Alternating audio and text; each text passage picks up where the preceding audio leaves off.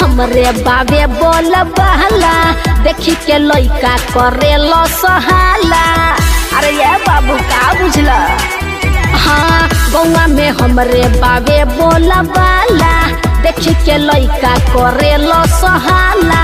चली पल खा के हिरनी जैसन चलिया ए गोरी तोरी क्या गाबे आस ना मर दे कन्हैया जी हो। ए गोरी तोरी चिकन चिकन गलिया मोरे तोरा बाली पजिला बोलिया। गोरी चिकन चिकन गलिया मोरे तोरा बाली पजिला बोलिया। सच ये बात बताओ।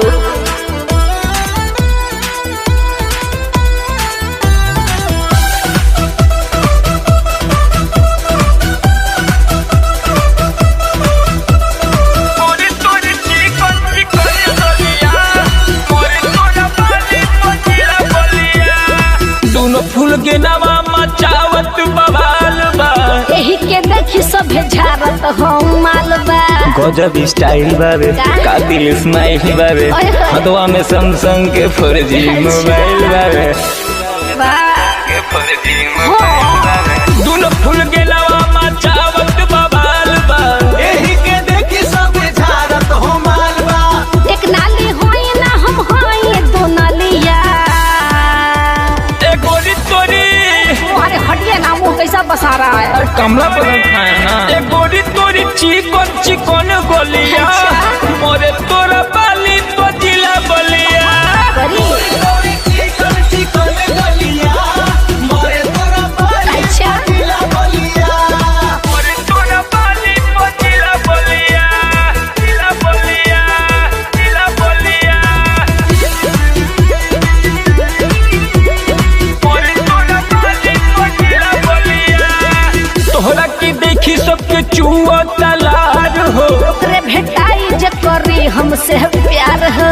बहिया में आओ गोरी तनी गाची खाओ गोरी ना, ना। कोठवा के लाली अपन अच्छा। हमके चटाओ गोरी ओ नो अपन हमके चटाओ। अच्छा तोहरा के देखी सबके चुआ तलार हो। ओकरे भेटाई जे करी हमसे प्यार हो। राकेश कौन भैया होई जाए पूरा होलिया। ए बाबू ए गोरी तोरी बुलाई का जयंत जी के। अरे धीरे धाकर गोलू को बुला लो।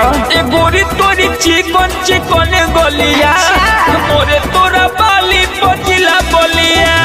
गोरी गोरी चिकन चिकन गलिया मोरे तोरा बाली पजिला बोलिया।